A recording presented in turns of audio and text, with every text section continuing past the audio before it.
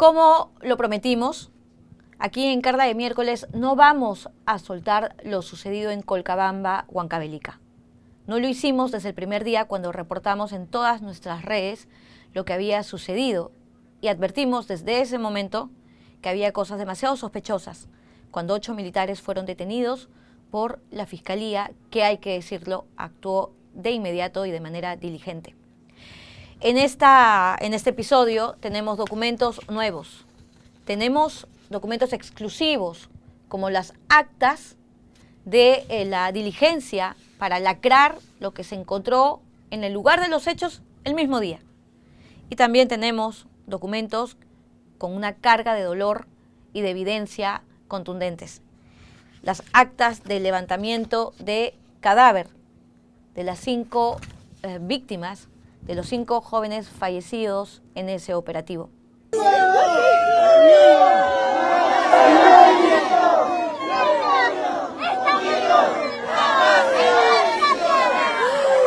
Es el reclamo, es el clamor de toda la población colcambina que pide a gritos justicia. Estamos aquí, pues, en la comisaría de Colcamba, la población indignada por este suceso que se ha vivido el día 25, el día sábado 25 de abril, aquí, pues, en el lugar conocido Puente Mellizos, en la localidad de nuestro distrito de Colcamba, frontera, pues, con la provincia de Huanta, perteneciente al departamento de Ayacucho. Bueno, esta es la voz que alzan todos los familiares, asimismo toda la población en conjunto, que pide justicia, no más violencia de parte de las fuerzas armadas. Queremos que haga justicia para los 5 fallecidos.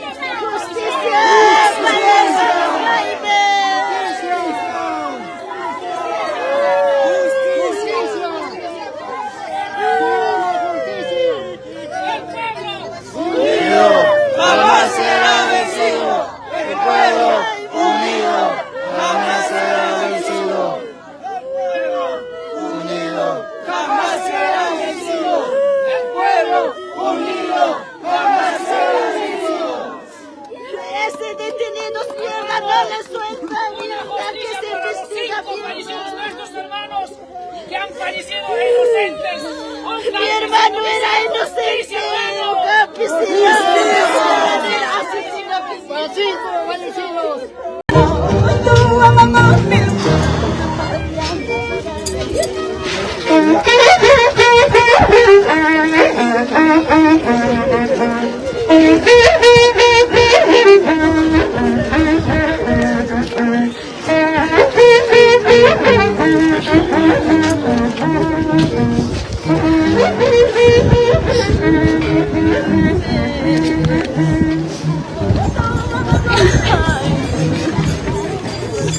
Ese chofer es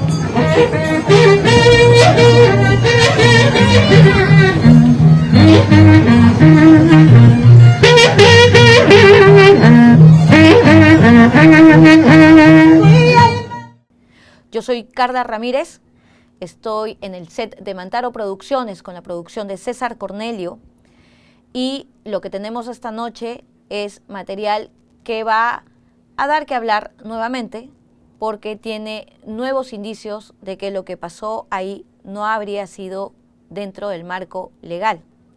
También tenemos una respuesta al general Óscar Arriola, quien nuevamente perdió en sus intentos por querellarme por difamación. Entrevistas exclusivas con el abogado de los deudos y con un perito muy reconocido que va a intentar dar lectura a las actas de levantamiento de cadáver que tenemos esta noche. Empezamos con Carla de miércoles. Justicia por mi hijo no era nada. Mi hijo era estudiante. Me ha dejado sin nada. Mira, mi hijito tiene 1 año. ¿Cómo van a matar a mi hijo?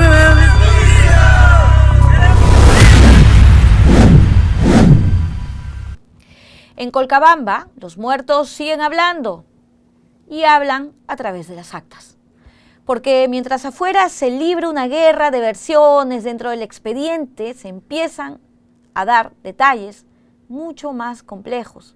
Y quiero ser extremadamente cuidadosa con lo que voy a decir esta noche, porque este caso sigue en investigación y porque cuando hay 5 jóvenes muertos, lo mínimo que merece el país es rigor. No propaganda, no espectáculo, sino rigor. Al inicio de esta historia se dijo y dijimos también aquí que no había armas ni drogas en la camioneta intervenida y efectivamente las primeras diligencias fiscales y policiales dejan constancia de que no se hallaron armas dentro del vehículo. Pero luego aparecen nuevas actas, como estas que vamos a mostrar en exclusiva. Son actas de lacrado tomadas el mismo 25 de abril de los hechos durante la tarde y la noche. Son actas de recojo de evidencias, actas de segregación balística. Y ahí la escena empieza a hacerse más compleja. Por ejemplo, los documentos registran casquillos, municiones, adherencias y elementos enviados para pericias balísticas. También aparecen 8 fusiles SCAR L y 28 cartuchos vinculados al personal militar investigado, que fueron separados para examen pericial. Esto está en el expediente, esto refuerza, convalida lo que dijimos aquí. Y es que las fuentes militares nos dijeron que seguro los jóvenes tiraron las armas por la ventana, pero no. Aquí los peritos caminaron metro a metro, se registró palmo a palmo el lugar. Y lean, busquen, no había ni una sola pistola o revólver en la zona. Pero también hay más. Las actas de levantamiento de cadáver que vamos a mostrar también uno a uno aquí y en exclusiva. Las actas revelan detalles que humanizan brutalmente esta historia, donde no hay un solo ganador, todos perdieron.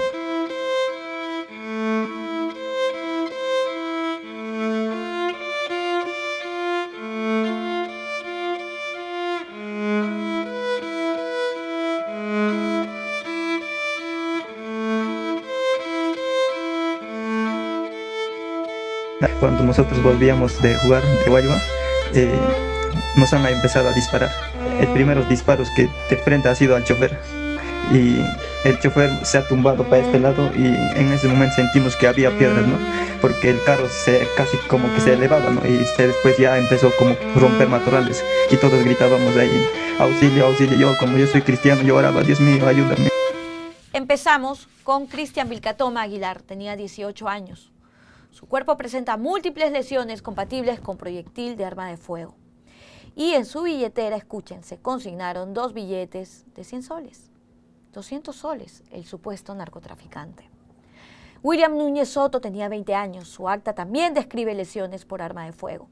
Y en el bolsillo derecho de su buzo negro, según la diligencia fiscal, se hallaron 1.700 soles, el único con ese monto. Otros cuerpos también presentan lesiones severas en la cabeza, el tórax y las extremidades. Uno de ellos incluso tiene la pérdida del globo ocular izquierdo. Todo eso está escrito, todo está firmado y todo esto obliga a hacernos preguntas incómodas, pero necesarias. Porque una cosa es afirmar que hubo un operativo antidrogas, que la Irandro tenía información fidedigna, que el general Óscar Arriola ya lo mostró en secreto al Congreso. Muy bien, pero aquí mostramos nosotros el informe de Irandro también y hablamos de más de media tonelada de droga que se supone iba a ser transportada. Esa era la alerta, muy bien. Pero otra cosa muy distinta es reconstruir exactamente qué ocurrió esa madrugada en la trocha de Colcabamba. ¿Quién disparó primero? ¿Cuántas armas dispararon? ¿Desde qué ángulos y posiciones? ¿Hubo fuego cruzado o hubo una sola dirección de disparos? Eso todavía no está resuelto formalmente. Hablaron de encontrar dinero, de casquillos, de adherencias, y eso no convierte a nadie en un narcotraficante. Tampoco permite descartar hipótesis, claro. Pero lo responsable hoy no es cerrar este caso en Twitter, lo responsable es esperar las pericias, esperar balística, esperar trayectoria de disparos, porque mientras algunos convierten esto en una pelea política, hay 5 familias enterrando hijos y esas familias merecen la verdad, no relatos prefabricados. Vamos a hablar con el abogado Anthony Crespo, quien nos atendió minutos antes de ingresar a una diligencia. Vamos con la entrevista, porque lo que él nos va a decir, detalles internos de lo que sucedió, los va a dejar pasmados. Acabamos de mostrar las actas del lacrado del mismo 25 de abril, donde se hace un rastreo total del lugar. Y no se caminan 2, 3, 8 metros alrededor del evento y se registra de todo menos armas. Nunca se halló armas. Esto es algo, las fuentes nos indican que los pudieron haber tirado, pero ya a estas alturas no hay ningún indicio de presencia de armas. ¿Cuál es la postura de ustedes sobre ese ítem, sobre ese punto que es lo más relevante, me parece, de todo? Sí, bueno, nuestra postura es la misma desde el primer momento en el que acá no ha habido un fuego cruzado, ¿no? Los sobrevivientes, aquellos que han podido, Jonathan, que ha sido el último en declarar dentro del marco de una legalidad, incluso el mismo joven Ricardo Acuña, quien declaró coaccionado, ambos en todo momento han negado que acá haya existido un fuego cruzado o que hayan portado armas. Eso tiene que quedar claro, ¿no? Aquel primer registro del 25 de abril, realizado ya en horas del día, luego de los hechos, en un primer momento los pesquisas de la policía no logran encontrar ni una sola arma, ¿no? Asimismo, en la continuación o ampliación de la inspección técnica policial, tampoco se ha logrado encontrar ni una sola arma, ¿no? Con ello queda ya acreditado de que acá no ha habido uso de armas por parte de los civiles, ¿no? No se han encontrado armas, Carla. Las fuentes se aferran al punto de que ellos, primero es el tema de las armas, que ya a este punto está descartado de plano, lo lamentamos mucho, pero el ejército disparó a una camioneta desarmada.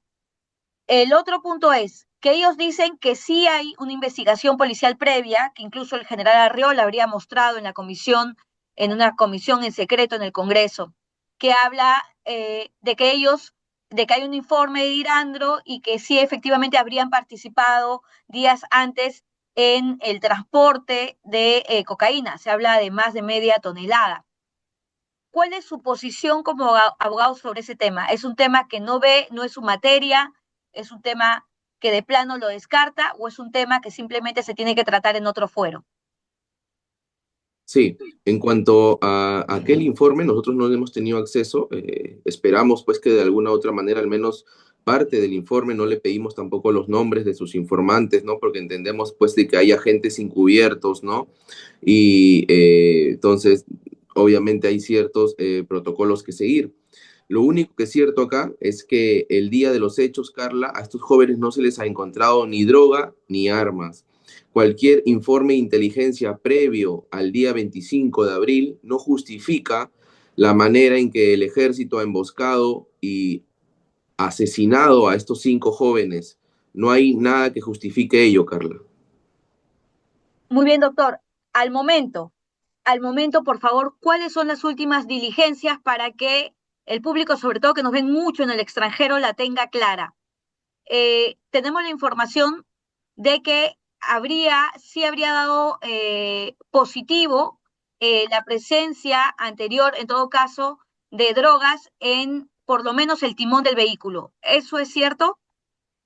Sí, luego de 5 días de haber transcurrido aquella trágica madrugada, se realizó el peritaje de adherencia de drogas al vehículo que ha estado abandonado en el lugar de los hechos casi todo un día, ¿no? Antes de ser trasladado a la comisaría de Colcabamba, de ser remolcado por otra camioneta.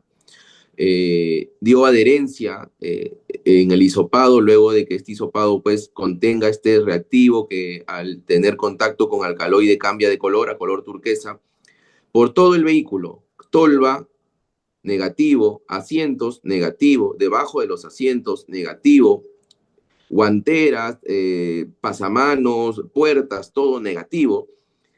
Al momento en el que se le hace este hisopado entre el timón y el cobertor del timón, estos protectores que nosotros ponemos en el timón de nuestros vehículos, habían unas partículas visibles, eran visibles al ojo al ojo de las personas, unas 4 o 5 partículas blanquecinas como barrito, que al tener contacto con el hisopo cambió de color, ¿no? Lo cual se presume pues de que serían, ¿no? Alcaloide droga, ¿no? Alcaloide positivo para alcaloide.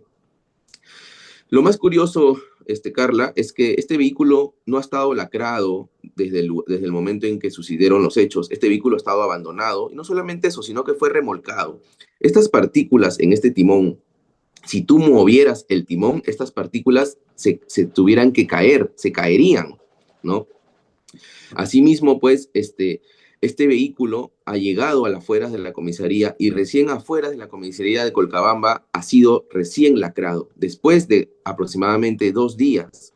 Este vehículo en el lugar de los hechos no ha tenido cadena de custodia, no ha estado debidamente aislado como para que nadie se acerque, tampoco ha tenido custodia policial ni militar. Cualquier persona pudo haber acercado a este vehículo y contaminarlo, modificar o borrar alguna huella, ¿no? Que a nosotros la verdad no nos sorprende, ya sabíamos lo que nos esperaba, porque ya sabemos a lo que nos estamos enfrentando, ¿no? Un paréntesis para enfatizar ese punto entonces, doctor. Usted sí estuvo en la diligencia en la que se verificaba con el hisopado si había cocaína en el vehículo, y para usted sí fue visible la presencia de esos restos en el timón, sí era visible, 5 días después.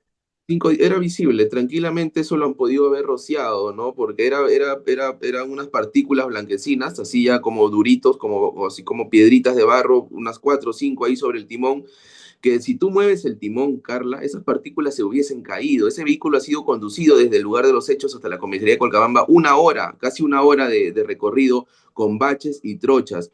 Los periodistas que han podido llegar hasta el lugar de los hechos pueden dar fe de ello. O sea, es imposible que esas partículas hayan llegado desde el lugar de los hechos hasta la comisaría de Colcabamba, ya se hubiesen caído, ¿no?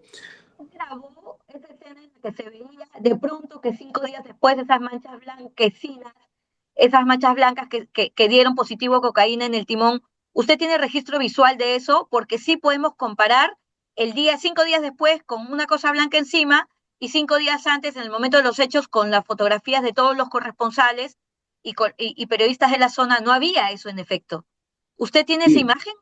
Claro que sí, nosotros tenemos imágenes del día de la adherencia afuera de la comisaría de Colcabamba, y también tenemos un video que ya en el transcurso de los días, junto al equipo de abogados que estamos en esta defensa de agraviados, vamos a proyectarlo en una conferencia frente a los medios de prensa, en donde nosotros grabamos dentro del vehículo, porque el vehículo, como yo te digo, no tenía cadena de custodia, no estaba lacrado. Cualquier persona podía acercarse al lugar de los hechos y estar el vehículo y estaba abandonado. Tenemos una grabación dentro del vehículo en donde grabamos el timón y no se logran visualizar esas partículas blanquecinas, porque a simple vista se veían afuera de la comisaría de Colcabamba. Entonces, obviamente, pues, este vehículo ya ha sido contaminado, ha sido alterado, modificado, ¿no? Inclusive de repente hasta huellas han podido haber borrado, porque este vehículo, como yo te digo, en ningún momento ha tenido una cadena de custodia. Acá estamos pues, claramente ante un quiebre de la cadena de custodia como tal, ¿no? Okay, entonces, resumiendo, para que quede clarísimo a las personas que nos van a ver, como le digo, en todas partes del mundo tenemos muchos seguidores y estamos muy agradecidos por eso, porque hay mucho interés en el extranjero por lo que pasa en el país, en efectivamente por lo que pasó en Colcabamba. Para resumir, el día 25 fue este operativo, aparentemente mal dado, mal hecho, según las evidencias. ¿Cuántos días después del 25 de abril ese vehículo estuvo sin custodia? Hasta el día domingo estuvo el vehículo aproximadamente abandonado. Estamos hablando de casi aproximadamente 2 días el vehículo abandonado, ¿no? Muy bien. Recién el domingo 26, en horas de la tarde, noche, recién ha sido trasladado hacia la comisaría de Colcabamba. El vehículo no ha estado lacrado, ¿no? El vehículo ha sido conducido por un efectivo policial, no ha estado lacrado. El vehículo 48 horas sin estar lacrado. Así es, ni tampoco ha habido pues una cadena de custodia como tal, no tenía vigilancia, ¿no? Nosotros incluso tenemos, como le menciono, tenemos prueba fílmica donde los pobladores de la zona se acercaban al vehículo y justamente nosotros también hemos accedido ese domingo, ¿no? Para ver si el vehículo estaba siendo custodiado y nos dimos con la sorpresa de que nadie custodiaba el vehículo, ¿no? Y Cualquier persona podía acercarse. el otro punto contundente, en verdad, de lo que nos narra. Usted, el día del hisopado, que fue qué día, repítame, el día del hisopado donde dicen que sí positivo en el timón de droga. Sí, el hisopado ha sido, Hoy si es mal no miércoles. recuerdo, el día miércoles 29, al parecer. A ver, Ok, sí. entonces, sí, el miércoles 29 usted está presente en el hisopado del vehículo como para ver, probar que cargaba Ujú. o cargó algún tipo de droga. Jueves 30. Jueves 30. Entonces, Ujú. jueves 30 se hizo el hisopado, usted estuvo presente y usted Yo estuve pudo ver presente. y registrar la presencia evidente de como eh, algunos gramos o manchas de aparente cocaína que dio positivo en el hisopado, ¿verdad? El jueves 30 de abril. Sí, bueno, En el gramos timón. no, porque eso no tiene peso en verdad. No es pesable, ¿no? Ok, Son como unas partículas. partículas Partículas. blanquecinas ahí encima, ajá, en el En el timón. timón, que eran visibles para usted, para el ojo humano, ¿era visible esas manchas? Sí, eran visibles, eran como Ok, barritos. Ujú. ok.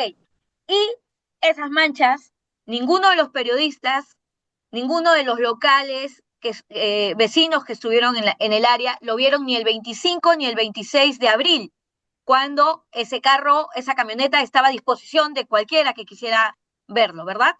Exactamente, por eso le digo, nosotros tenemos un video en donde no se logra visualizar esas manchas De acuerdo, blanquecinas, ¿no? Esas pequeñas partículas, ¿no? de acuerdo, de acuerdo. Ya para terminar, se ha hablado al momento, ha llegado a Lima la noticia de por lo menos un cuerpo que no tiene adherencia de cocaína, uno de los cuerpos de los fallecidos. Solamente es de uno, ¿qué dicen los demás restos? Sí, como comprenderás, Carla, por la magnitud de la investigación, hay algunos datos que se están manteniendo en reserva, ¿no? Propios de la investigación para no contaminar la investigación como tal. Entonces, ya en el transcurso de los días nosotros vamos a ir informando, ¿no? Lo que sí es cierto y se sabe desde un primer momento es que uno de los sobrevivientes, tanto el conductor como el que salió ileso, bueno, el conductor fallecido y el señor Ricardo Acuña, que es aquella persona que supuestamente dice el ejército, pues que confesó, de él sí ya se sabía porque yo participé en su adherencia de drogas y el joven salió negativo, ¿no? A ambas manos. Y se sabe que cuando una persona ha tenido contacto horas antes con la droga, pues lo normal es que en la adherencia salgas positivo y el señor ha salido negativo, ¿no? Esto no es un dicho, esto es algo objetivo, ¿no? Ok, vamos entonces allá no solo camioneta, sino también al joven Acuña, de 19 años. El joven Acuña que dijo en un primer momento, sí, yo participé en una descarga de cocaína, y que luego dijo, horas después, que había sido coaccionado, y dijo, yo nunca lo hice. Él salió negativo, ese joven Negativo, Acuña, así es. negativo. Uy, muy bien. Carla, y también hay un detalle que muchas personas están pasando por alto. Desde las 4:15 que sucedieron los hechos que mataron a estos 5 chicos, hasta que llegaron los efectivos de la comisaría de Colcabamba aproximadamente entre las 7 a 7:20 de la mañana, estamos hablando que hay casi 3 horas de diferencia, 3 horas en donde estos miembros del ejército han podido realizar y hacer cosas que nadie los ha visto, ¿no? Estamos hablando de 3 horas aproximadamente en donde estas personas han estado, estos 8 miembros del ejército, solos con estas víctimas, ¿no? Porque hay que tener en cuenta que el señor Ricardo recién regresó a las 7 aproximadamente cuando vio que una patrulla había llegado al lugar de los hechos, ¿no? Lo que ratifica, porque ya se suman todos los testimonios de que los militares no estaban debidamente uniformados. Están indicando, según los testimonios que vamos leyendo y que también los colegas de Punto Final publicaron, de que estaban camuflados y no eran reconocibles como militares. Por eso es que este muchacho, que el único que logra escapar, vuelve para pedir ayuda a quienes pensaban que iban a salvarlos de los supuestos ladrones que los habían atacado a las 4 de la madrugada. Sí, como declarado Jonathan, que es el último acto que se ha Sobreviviente. realizado, la última declaración, él menciona, ¿no? No sabíamos si eran terroristas o eran ladrones, ¿no? O eran terroristas que normalmente asaltan en esas rutas, ¿no? Ujú, Y ujú. como dice Jonathan, Carla, y tiene que quedar claro lo que es cierto, porque inclusive hasta Ricardo, que fue coaccionado, manifestó desde un primer momento, no trasladaban ni droga ni armas el día 25 de abril en horas de la madrugada. Eso tiene que quedar claro. Asimismo, pues como ha manifestado Jonathan, ¿no? Acá no ha habido fuego cruzado, nadie tenía armas. En ningún momento ha habido una comunicación previa por parte del ejército para que ellos se detengan. Completamente falso. Han sido segundos en donde el conductor de nacionalidad colombiana murió. Fue el primero en morir, que es lo que manifiesta Jonathan. Y eso es Ellos duro, porque inclusive, Jonathan dice que el copiloto, que todos sobrevivieron y que el copiloto así es. intentó bajar, abrió la puerta y el copiloto tiene señales de disparos a la altura del muslo y cadera, lo cual preocupa los orificios a esa altura. Consulta, ¿usted tiene claro si el copiloto fue ubicado, ya fallecido, fue ubicado dentro en el asiento del copiloto o abajo? Y esta pregunta es importante porque si es que el testigo dice que el copiloto intentó bajar y logró bajar y murió, entonces estaríamos hablando de que alguien habría incorporado el cuerpo al asiento. ¿Usted tiene claro ese detalle? Sí, lo que Jonathan trata de declarar ha tratado en su declaración misma, es que también hay que entender de que todos estaban bajo fuego. Entonces, para Jonathan era imposible poder ver ese momento. Jonathan presume de que sí había logrado salir del carro, ¿no? De acuerdo. Y que inclusive después del primer ataque, todos estaban vivos, a excepción del colombiano, porque ya se había doblado hacia un costado, es lo que indica, ya se había echado hacia un costado. De acuerdo. Entonces, hasta ese primer ataque, cuando se empotran contra este árbol, porque si no hubiese estado el árbol, hubiesen muerto todos, ¿ah? Se hubiesen caído hacia el río Mantaro, ¿ya? Y estamos hablando de una altura de más de 100 metros, ¿no? Si ellos no hubiesen empotrado en este vehículo, hasta ese momento todos estaban vivos, porque Jonathan podía escuchar a todos sus gemidos, como él dice, ¿no? De gritos, ¿no? De gritos de dolor. Todos estaban vivos hasta ese instante, ¿no? En este segundo y tercer ataque es donde ya terminan, ¿no? De asesinar a todos, a los 5 chicos, en total 2 heridos, ¿no? Jonathan desde el primer momento se ha hecho el muerto. Él relata, claro, en su declaración ante el Ministerio Público, ante los abogados del ejército, con su abogado presente, como tiene que declarar toda persona dentro de un marco de la legalidad, pues él detalla claramente que él se ha hecho el muerto hasta el último segundo cuando vio que llegó una patrulla y dijo, ellos sí ya no son ladrones, ellos me tienen que ayudar. Pero antes de eso, él se da cuenta que no son ladrones ni terroristas cuando escucha claramente que uno de ellos que se encontraba con pasamontañas menciona, Misuk, no hay ni drogas ni armas, nos hemos equivocado. Y otro personal del ejército, aún por identificar, me indica, ¿no? Ya, hay que tirarles bala, hay que echarles las balas encima, ¿no? O sea, se refieren a que hay que agarrar los cartuchos vacíos y hay que ponérselos dentro del vehículo, seguramente pues ya tratando de justificar de que desde dentro del vehículo también habrían hecho disparos, ¿no? Al parecer pues sus cálculos no han sido bien realizados, porque ¿de dónde iban a conseguir armas en ese momento? Probablemente dentro de las 3 horas lo habrán querido hacer y no lo han hecho, gracias a Dios, si no ahorita ya hubiesen sembrado algún tipo de arma dentro del vehículo, ¿no? O alrededor, ¿no? Y no existe eso. De acuerdo, ya a estas alturas, también en paralelo, yo creo que el tema de derechos humanos va siendo cada vez más irrebatible. Pero en el tema paralelo, porque aún existe una investigación que en paralelo que ve el tema de la posibilidad del tráfico de drogas. A estas alturas, ¿se ha hablado o se ha hallado algún antecedente policial que involucre a los 5 jóvenes con TIC, tráfico No, ilícito? no, Carla, no, ninguno de ellos, ninguno de los 8 tiene ningún antecedente ni policial, ni judicial, ni penal. Asimismo, Carla, en ese escenario, así exista alguna investigación por el delito de tráfico en contra de alguno de estos 8 chicos, tampoco justifica esta manera de intervenir, esta emboscada. Tampoco Ujú. justifica esta muerte de estos 5 chicos, ¿no? Eso tiene Muy que de quedar acuerdo, claro. muy de acuerdo, Ujú. muy de acuerdo con ello. Y ya para concluir, la familia está en dolor. ¿Va a haber alguna disposición, alguna marcha, viaje hacia Lima para pedir justicia? ¿Se tiene planificada alguna algún viaje hacia Lima? La familia ahorita aún están esperando que se les entreguen ciertas pertenencias de sus familiares por su propia cultura de ellos. Ellos, para que pueda descansar un cuerpo ya fallecido, ellos tienen que realizar ciertos rituales, aún están esperando eso, ello para poder ya ellos puedan, como se dice, descansar en paz sus familiares. Aún el Ministerio Público no nos los entrega, es parte del protocolo, es un tema administrativo, seguramente en el transcurso del día, de los días nos estarán entregando sus pertenencias de ellos, porque hay que entender que ellos son agraviados, no se les puede tratar como imputados en ningún momento. De acuerdo. Eh, Tenemos lo, imágenes, doctor, uh -huh. de Jonathan Águila Gutiérrez, el sobreviviente, que quedó malherido y que hemos visto en imágenes con la cabeza cubierta, y de Ricardo Acuña, el joven que logró escapar y luego volvió y dice que fue coaccionado por los militares. Ambos jugaban fútbol, ¿verdad?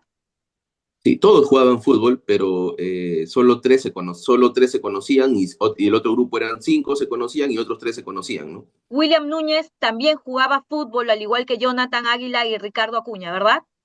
Así Tenemos una es. imagen de William Núñez jugando fútbol.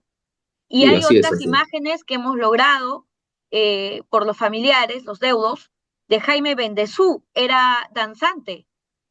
Era danzante en tijeras y también jugaba fútbol el joven, ¿no? No todos jugaban de manera, algunos eran aficionados, otros sí lo jugaban de alguna otra manera amateur, como por ejemplo mi cliente Jonathan, el que ha sobrevivido, que hace poco brindó su declaración. Él incluso tiene carnet de pertenecer a la Copa Perú, ¿no? O sea, es un futbolista amateur, ¿no? Muy bien, perfecto, doctor. En breve vamos a tener una entrevista con un experto forense, nada menos que Dani Umpire, que incluso ha tenido entrenamientos, digamos, es una persona siempre actualizada, ha estado en el FBI. Doctor, ¿alguna pregunta que usted al momento, porque igual faltan las pericias de trayectoria de bala, los cuerpos, pero alguna consulta que usted quisiera hacer a un experto, digamos, como Dani Umpire, sobre las actas de levantamiento de cadáver que nosotros hemos logrado obtener, donde habla, por ejemplo, de los disparos? ¿Alguna pregunta que a usted le interesa hacer a alguien como él? Bueno, sí, cuando yo me encontraba en la morgue, esto también es parte, ¿no?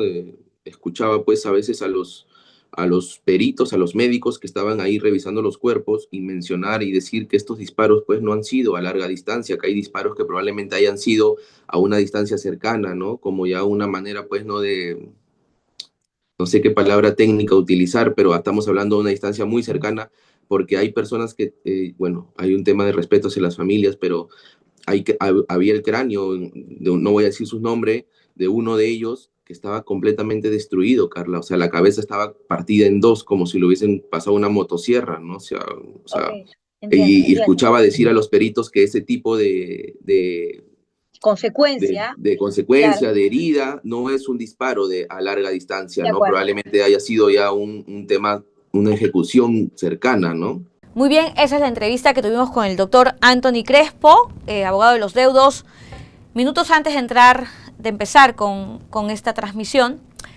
Y tenemos ya así en línea y en vivo al doctor Dani Umpire, que es un experto forense, antropólogo forense, que ha tenido capacitación en el extranjero y, digamos, varios de los casos policiales que yo recuerdo, digamos, emblemáticos en el país, los tuvo él en su momento.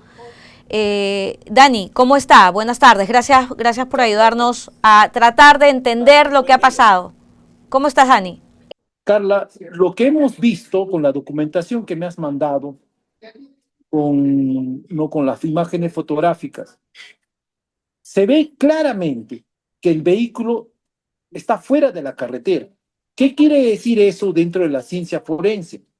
Quiere decir que los que dispararon primero, para que pierda el control la camioneta, eran en este caso, el grupo militar que estuvo ahí.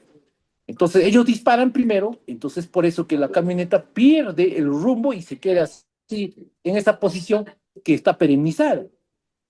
Entonces, ahora hay múltiples disparos en la camioneta, sí. Dani, lo que afirmas coincide con lo que un sobreviviente afirma.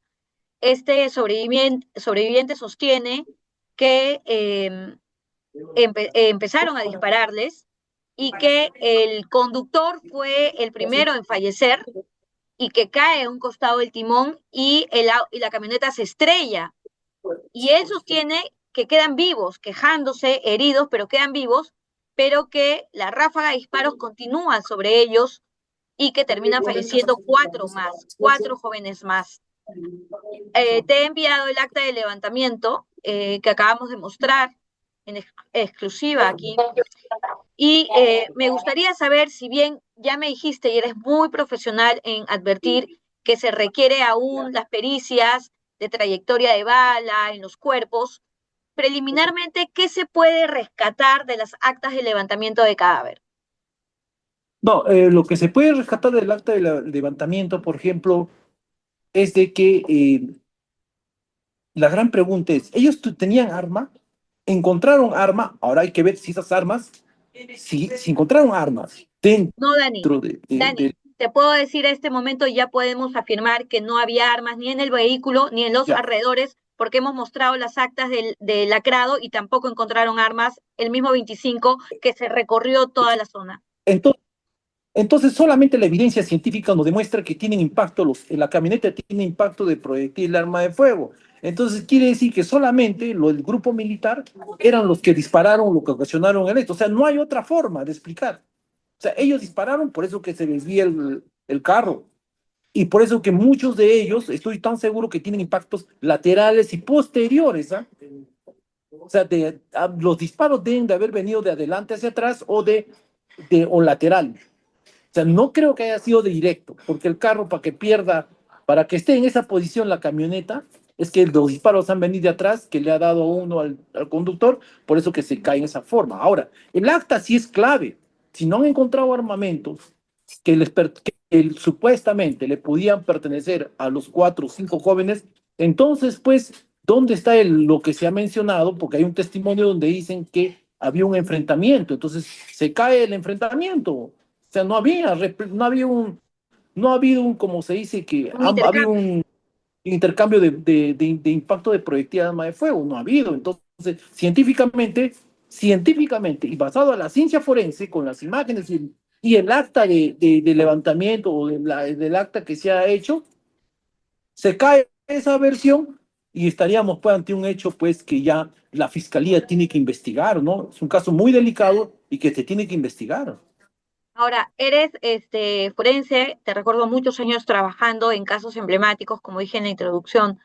El abogado le preocupa que la camioneta no tenía ni un rastro de que pareciera cocaína, pero el día de la diligencia, 5 días después de los hechos, se podía ver, dice él, como persona, no había que ser perito, restos blancos en el timón que dieron a positivo en cocaína. Para expertos como tú, ¿se puede hablar de vulneración o de poca fiabilidad cuando la camioneta estuvo casi 48 horas sin vigilancia y sin custodia? Bueno, cualquier persona fuera de esa vigilancia, fuera de la cadena de custodia, aparte que se rompe la cadena de custodia los muchos días sin vigilancia, cualquiera puede agarrar y puede sembrar, puede alterar un escenario. Entonces, y esto, en un documento me envías de que se le ha pasado a una de las personas si ha habido restos, digamos, de elementos, restos de residuos de droga que puedan reaccionar a un elemento químico y ya salir negativo. Entonces, ¿qué quiere decir eso? Que científicamente tampoco podían estar trasladando droga. Y Dani, no sé si te ha tocado en tu experiencia, pero si yo he tocado cocaína, la he empaquetado, la he transportado, ¿cuántos días pudieran quedar esos restos en mi cuerpo? ¿Cuántas horas o días? No, ¿Se quedan sabe? días, quedan hasta 7 días, 8 días, Oh. o sea, una semana. O sea, no es que queda eso.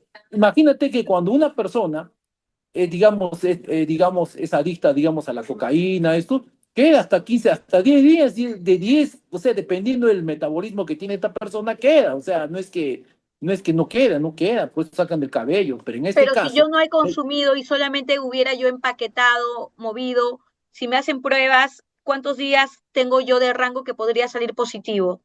Puede ser un día, 2 días, ¿no? Sí, ahí sí puede ser, pero si es que lo manipulas así, pero si manipulas bastante, entonces, y ¿Ya? no te haces la higiene, la limpieza correspondiente, entonces va a quedar, pues se impregna, En ¿no? el caso de ellos salió negativo, Claro, eso, pero no solamente eso, sino vámonos al hecho de que tenía que haber salido también a ellos positivo a plomo, bario y antimonio, independientemente de los restos de droga. Pero vámonos, si ha salido negativo a plomo, bario y antimonio, eso quiere decir que no han disparado, pues. O sea, estamos ante un hecho que llama mucho la atención. Y esto lo descubre la ciencia forense.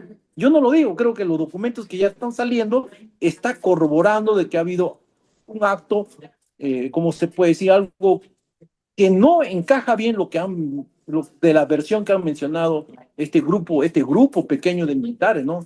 Que no se puede sindicar a todos, no, no, ese grupo que ha ujú, participado, ¿no? Ellos tienen que claro. rendir cuenta a la justicia, ellos tienen que aclarar, pues, ¿no?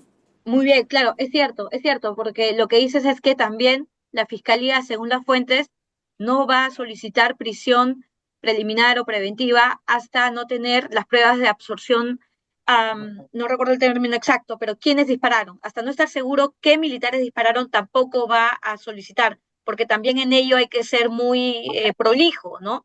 No detener a quien no disparó y solamente fue parte del grupo. Todo eso es complejo, muy complejo, Dani. ¿Algún detalle más para cerrar que tú consideres de lo Sí, que se tiene que hacer sí o sí sí, para hallar la verdad? solamente que toda evidencia, ya que quieran decir de que hubo algún tipo de droga o algo, o que sí había, digamos, una ametralladora, una pistola, un arma de fuego ahí, ya no escapa. ¿Por qué? Porque en el primer acta no menciona nada de eso y pasado los 3, 4 días se ha roto la cadena de custodia. ¿Por qué? Porque puede haber pasado cualquier cosa. O sea, ese carro tenía que estar en custodia. Los policías tenían que estar en ese, o los militares tenían que estar ahí en el entorno para que el fiscal pueda, digamos, disponer, pues, que esa quede como evidencia, ¿no? Muy bien, sí, pues, y no, los mismos periodistas locales tomaron fotografías, todo el mundo en realidad estuvo alrededor de la camioneta, caminó, anduvo casi 48 horas, las personas, los vecinos también, así es que lamentablemente no hubo la custodia del caso, como bien dices, Dani, te agradezco mucho y en adelante todo documento que podamos nosotros lograr sobre el caso, te voy a pedir que puedas atendernos y que ¿No? podamos hacer el seguimiento contigo y tus conocimientos, por favor. Con mucho gusto, Carla, te apoyo. Muchas gracias, Dani.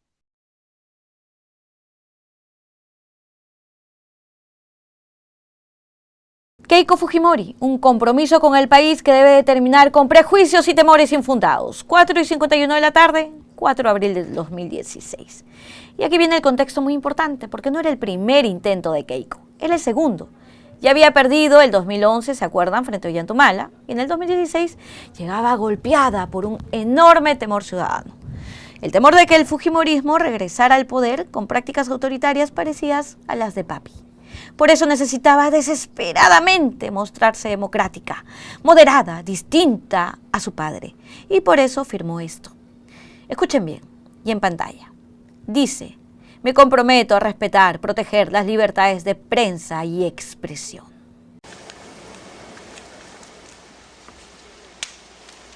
Compatriotas, sé mirar la historia de mi país. Sé qué capítulos se deben repetir y tengo muy claro cuáles no.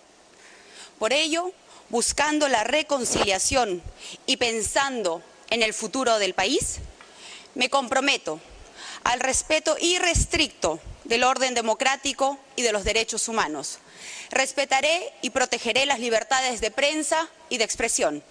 Me comprometo a ser drástica en la lucha contra la corrupción, respetando la independencia de poderes.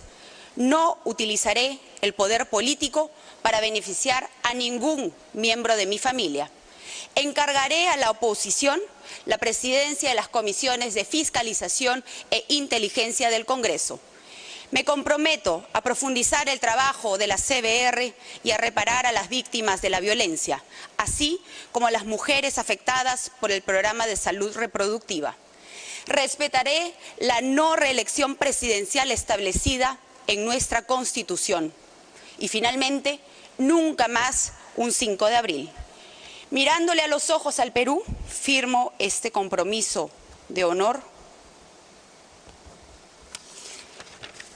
Estos serán los principios que guíen mi gestión como presidenta del Perú. Ajá. Sigamos. Otro compromiso.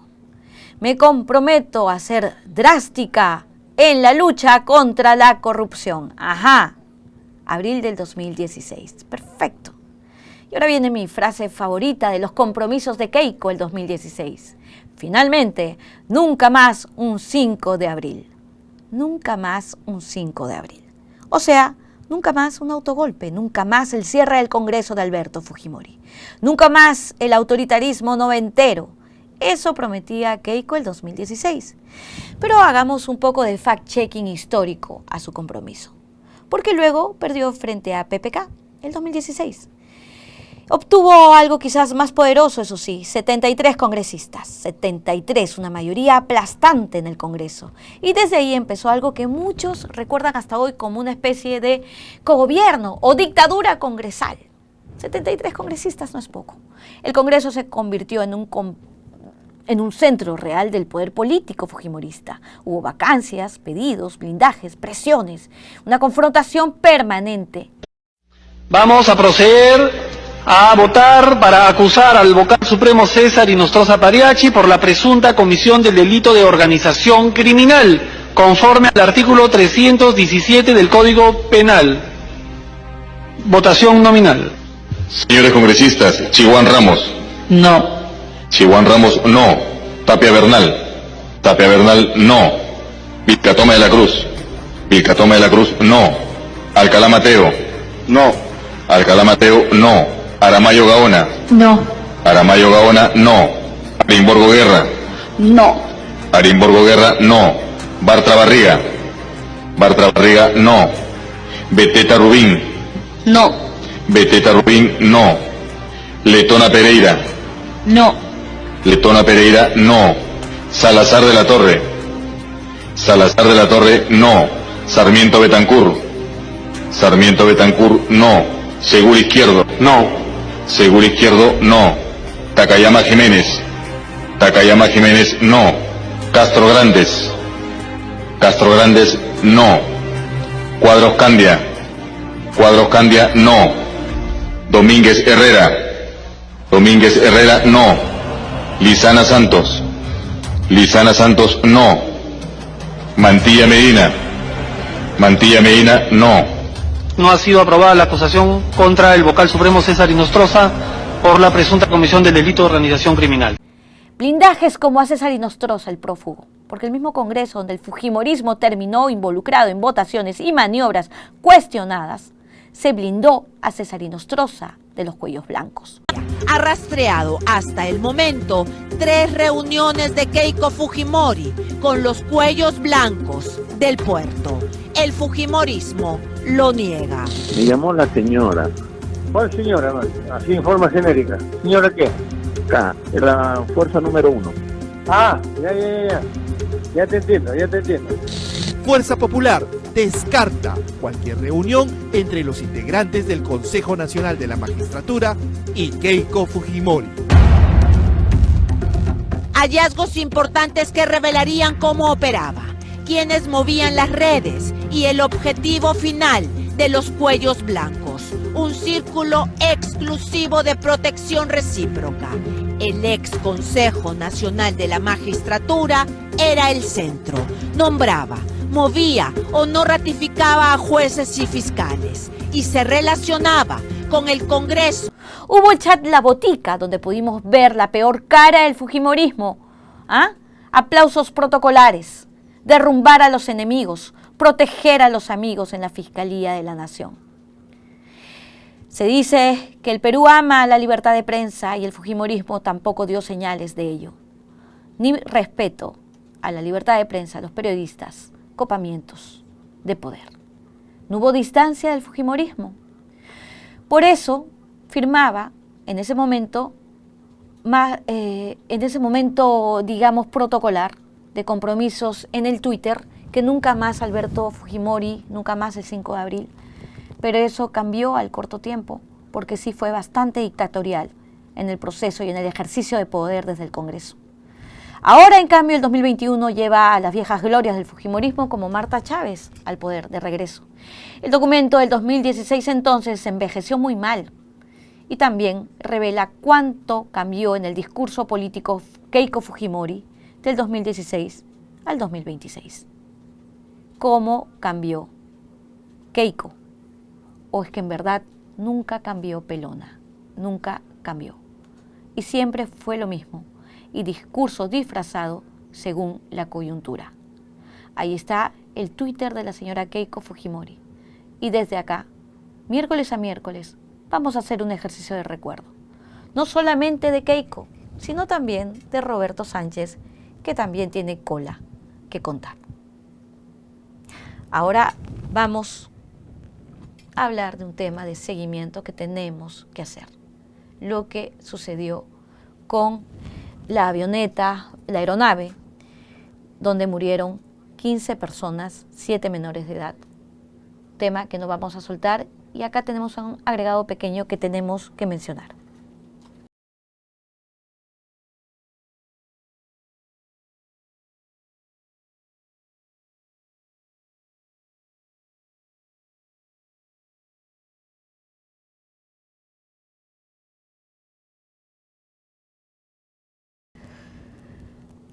Relatamos en la edición anterior sobre el accidente el 22 de febrero pasado en el que murieron una familia entera.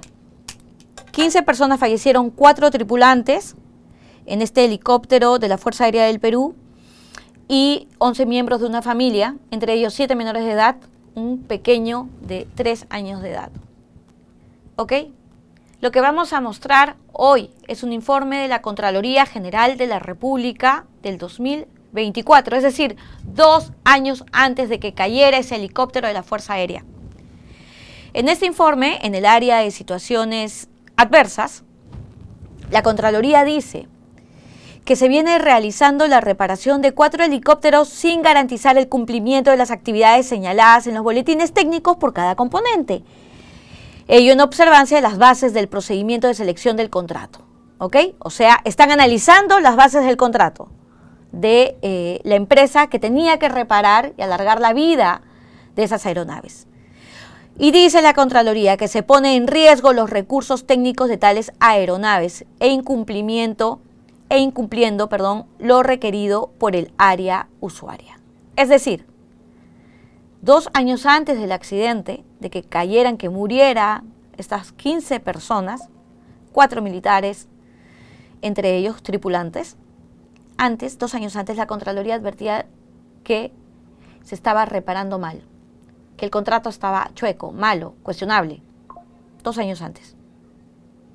¿Quién era la empresa y por cuánto se les contrató? Helicentro, más de 100 millones para que reparen y prolonguen la vida de 4 helicópteros de la FAP. Y también tiene otro contrato con 4 helicópteros del Ejército, nos lo dijo el coronel en retiro de la Fuerza Aérea. ¿Ok? La semana pasada revelamos el documento oficial desde Rusia de que no autorizaba a la fabricante, no autorizaba a esa empresa darle mantenimiento a los aviones que eran de origen ruso. Y ahora tenemos este informe de la Contraloría General de la República. ¿Saben qué es lo peor? Que todo el mundo avisaba, todos decían, y al Ministerio de Defensa, a la Fuerza Aérea, les valió madre. Tanto que hicieron de la vista gorda, no escucharon, no leyeron, y luego en la cara se les cae el helicóptero y 15 personas mueren. Repito, 7 menores de edad, un pequeño de 3 años, habían adolescentes ahí. Somos padres, somos hermanos y obviamente nos afecta. Y por eso nosotros vamos a continuar con esto. Helicentro, los hemos llamado, les hemos escrito y no nos han respondido. Y no nos vamos a quedar con el silencio. Al igual que con un candidato presidencial que no quiso responder y si empezamos a hacerle preguntas abiertas para que responda, va a ser lo mismo con ustedes, señores del Helicentro. Qué bien por sus contratos, qué bien por su desarrollo empresarial. Más de 100 millones para reparar estos helicópteros, uno se cayó y personas murieron. La fabricante dijo que no autorizaba, que no daba el visto bueno. y ahora descubrimos que la Contraloría General de la República también decía lo mismo. Así es que vamos a continuar, porque las vidas que se apagaron aquella vez de la forma más cruel y terrible, no vamos a dejarla pasar así nomás. Vamos a seguir y espero nos respondan para la siguiente edición de Carla de Miércoles. Quiero a este punto hacer una pausa para recordar a las personas que nos están viendo, a quienes comparten estos videos, que lo trasladen, lo muevan con sus familiares, amigos. Agradecer especialmente a las personas que nos están siguiendo desde el extranjero, porque sus mensajes son muy cálidos y nosotros como equipo nos alienta a seguir. Es un trabajo que necesita también de su apoyo, por eso las cuentas y el QR están en pantalla y también en nuestras redes sociales para quienes quieran colaborar, que lo han estado haciendo y encima nos envían mensajes muy lindos de apoyo. Todo eso se agradece, en verdad. Hay un grupo de peruanos aquí en Perú y en el extranjero que sí quieren buen periodismo y sí les gusta estar bien informados, tienen mente crítica, porque acá en realidad lo que queremos es incomodar al poder y darles a ustedes información verificada. Gracias por eso, están en pantalla también para recordar las cuentas donde ustedes pueden colaborar y los auspiciadores también están invitados siempre a colaborar con nosotros. Y desde ya, como siempre, agradecemos el set de televisión y esta impecable presentación que nos da Mantaro Producciones.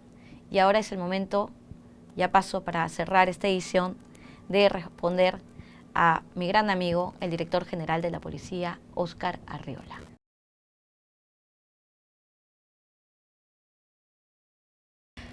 Hace algunos meses, un general de la policía decidió llevar a una periodista a tribunales.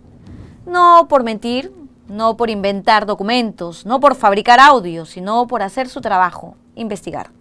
Se trata nada menos que el del director general de la policía, Óscar Arriola, quien me interpuso una querella por difamación agravada y pidió 200.000 soles de reparación civil. 200.000 soles. Esta semana, mientras el mundo recordaba el Día Mundial de la Libertad de Prensa, el Poder Judicial le respondió al general Arriola que no. Primero, les cuento, la querella de Arriola en mi contra decía que publiqué en mis cuentas de Twitter frases que iban contra su honor. ¿Qué hace general Sanabria y Arriola? Que es lo que dije, porque había información de que policías se les había pedido en comisarías que boicotearan un operativo que involucraba a Santibáñez. Luego hubo otro tuit donde yo cuestiono a dos policías que protegían un testigo de la fiscalía, pero eran hostiles. Le decían que no colaboraran. Eso lo publiqué y al señor Arriola también le molestó. Luego vino esto, mi denuncia por un intento de ataque. Denuncia pública. Esta tarde, 31 de agosto del 2025, hemos sido informados que en la Dirección de Inteligencia del Ministerio del Interior se viene planificando un ataque, un atentado en mi contra, que buscaría disfrazarse con la fachada de delincuencia común, un asalto, un robo violento. Sabemos también que existe una carpeta con seguimientos hacia mi persona e incluso se ha rastreado, se ha hecho todo un esquema con mis padres, mis hermanos y mis hijos. Todo esto en el marco de las investigaciones que venimos realizando con Panorama y la Unidad de Investigación de Panamericana Televisión sobre la mina El Dorado, donde están involucrados altos mandos policiales. De por sí hoy revelamos la actuación de un general en ejercicio, el general Mejías Cajadillo, quien es parte de la mina y ha tenido que aceptarlo ante los audios que presentamos en Panorama. Pero además, principalmente diría yo que están involucrados en este caso dos de los hombres más poderosos del país, el ministro de Justicia, Juan José Santibáñez Antúnez, y el hermanísimo presidencial, el señor Nicanor Boluarte. Hace pocos días la presidenta dijo que ella, antes que presidenta de la República, era hermana. Y sucede esta coincidencia. La primera vez que su hermano fue detenido, se logró descabezar a todos los investigadores, desde la Fiscalía hasta la propia policía. Ahora, nuevamente, se menciona al hermano y suceden estas amenazas. Desde aquí deseo solicitar garantías o que se reporten, que se alerte cualquier cosa que pudiera suceder con mi familia, con mis padres, mis hermanos, mis hijos, y dejar en claro, muy en claro, que esta clase de amenazas, acciones, no amedrentan a los periodistas. Todo lo contrario, nos llama a trabajar con más ahínco y a llegar hasta el último detalle, la última evidencia que podamos lograr para entregarla a la justicia. Según Arriola, el haber denunciado un intento de atentado en mi contra, en la que yo cuestionaba la labor de la policía, también era una difamación. Pero aquí viene lo interesante. En su propia querella, el general adjuntó la llamada telefónica que me hizo al día siguiente de mi denuncia. Esa llamada terminó convirtiéndose en una de las piezas más importantes del caso, porque mientras Arriola me querellaba, también me decía que yo debía tener cuidado. Te van a asaltar, te van a robar, me dijo aquel día de septiembre Arriola. Y luego agregó algo muy interesante. Otras personas a las que investigas podrían aprovechar el contexto para atacarte y culpar a quien denuncias. Sí, eso me dijo el general. El Poder Judicial tomó nota, porque la 9ª Sala del Poder Judicial no solo rechazó la querella, también confirmó el rechazo de plano de un juzgado anterior, porque Arriola había apelado, pero ni primera ni segunda instancia le dieron la razón. Dijeron algo importante, que aquí no había intención de difamar, que aquí existía ejercicio legítimo de la libertad de información y expresión, que había interés público en lo que yo decía. Pero además recordaron algo fundamental, que un alto mando policial debe soportar el escrutinio. Quiero agradecer especialmente al estudio del doctor Miguel Pérez Arroyo por el respaldo y el apoyo que me dio durante este proceso. Y también quiero agradecer al Poder Judicial, porque a pesar del peso que puede ejercer Arriola con su cargo como director de la Policía Nacional del Perú, el Poder Judicial no le dio la razón ni en primera ni en segunda instancia al general. General, no sé si usted tenga tiempo, no sé si usted dispone de horas para andar en querellas y para apelar porque el Poder Judicial le dice que no. Usted seguramente tiene mucho tiempo. Yo veo que el crimen nos golpea en todo el país, no solo en Lima. Trujillo está prácticamente tomado por organizaciones criminales, pero usted se da tiempo a querellar porque no le gusta, le hiere que lo critiquen en redes sociales. Usted seguramente solamente quiere aplausos, pero desde aquí lo que tenemos es información que publicar. Si le incomoda, lo lamentamos, pero asuma el error y apechugue.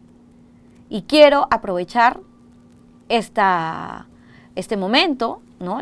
El pronunciamiento del Poder Judicial en defensa de la libertad de expresión, de información, de investigación, para poner otro tema sobre la mesa.